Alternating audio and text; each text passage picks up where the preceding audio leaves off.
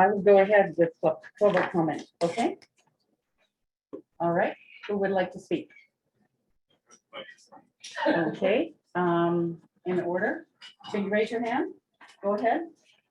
I I'd like acknowledge to Christopher Arlen. acknowledge that I'm glad that you are concerned so much about advice of counsel since the last several meetings you weren't. So for the past 10 months, I've been involved with Green Mountain. And prior to this, like most people, I thought very little about how water got to my faucet or where my sewage went. It was truly a blissful ignorance.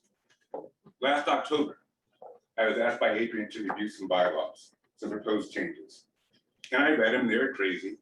And so I wrote a very nice opinion letter to the board thinking that they merely didn't understand bylaws. And I wrote, generally I'm concerned that some of the proposed revisions are inappropriate for bylaws. There are suggested revisions that would fall more clearly under operating procedures. There are others that seem to be more suited for inclusion in position description or employment contract. And more troubling were those proposed revisions that are contrary to law or public policy. Do you see the pattern? The proposed revisions as presented may have unintentional consequences and leave Green Mountain Water and Sanitation District open to liability. Last October, I naively thought that there was simply misunderstanding about the function of bylaws. So in the same letter, I informed this board that the bylaws set forth a governing structure for the organization. It established the public purpose or the public benefit that the organization serves. Authority is conferred to the directors by the bylaws. Bylaws, I shared with this board, have the full force of law behind them.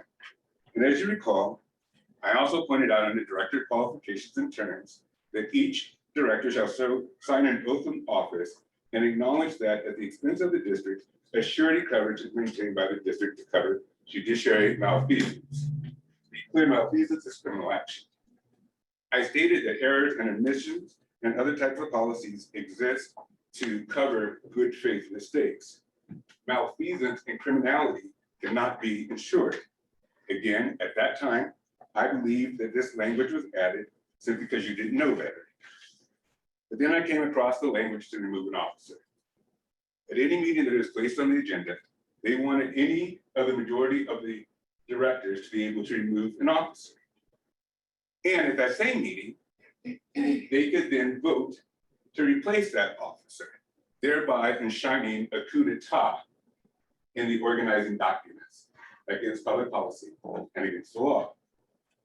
I also explained that there is legal words such as shall and may that have legal significance. An officer shall serve a term of is different from an officer may serve a term at the pleasure of the majority of the directors. But when I took in the feedback and the subsequent actions of this board, I thought that there must be something much more sinister. So these past 10 months for me have been a case study in bad faith actions and public corruption.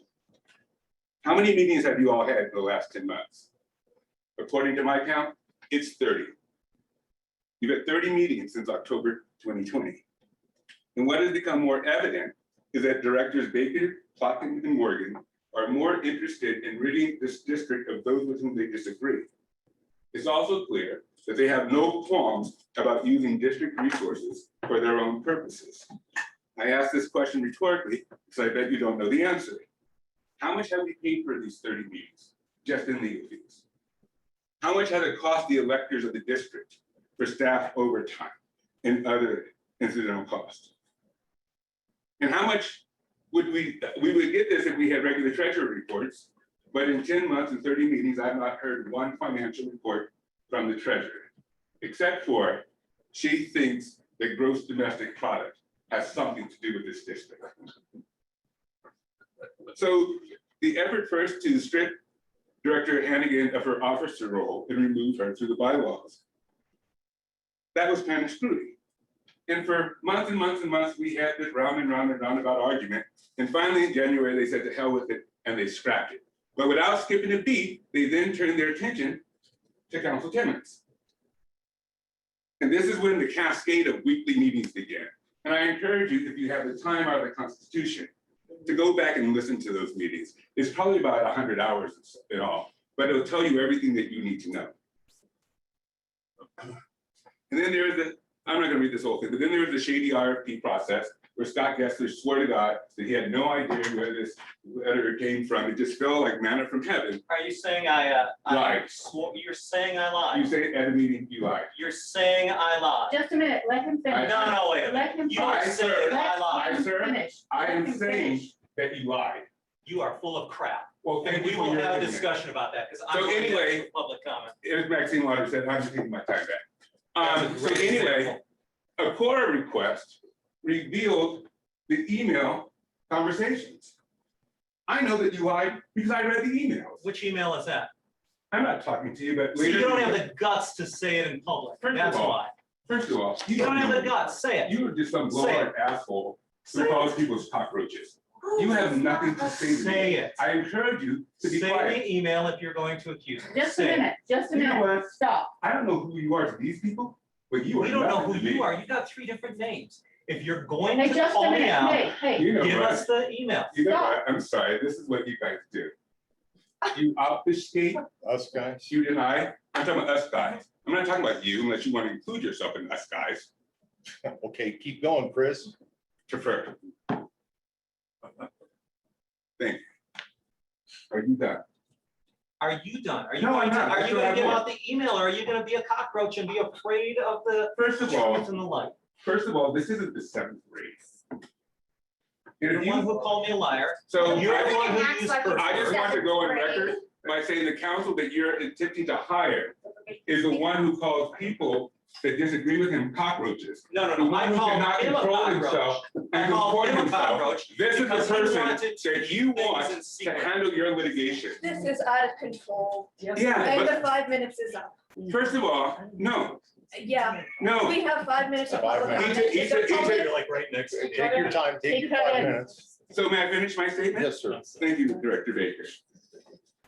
And so as I said, I know that that's a lie because I did a Quora request. And the reason I do Quora request, because these directors will pee on your head and tell you that it's rain. And so to know for yourself, go to the record because records don't lie. That's why we have them. So as I was saying, so when it was time for Mr. Gessler to fess up and own up to his actions, he swore to God. We didn't swear to God. I am making that part up. You're making a lot. Let's keep going. But he said that he had never spoken to these people. But the emails revealed that he did. And so now here we are again tonight with Mr. Gessler actively working to poach clients from another attorney, which I'm sure there's some kind of ethical thing on there with the Bar Association. And for the pleasure of this, he wants us to pay a premium over his already high rate. Directors Baker, Plackett, and Morgan, they have clearly sold this district out to the highest bidder, and it seems like that, Mr. Gessler, is you. So we have 3 directors that we know aren't shy about spending our money. We add that Mr. Gessler, who spent more than $500,000 of Colorado taxpayer money to avoid paying a $1,500 penalty, he also seems to have no problem spending taxpayer money. So I asked you, my fellow electors, does this seem legit to you? Because to me, it reeks to high average.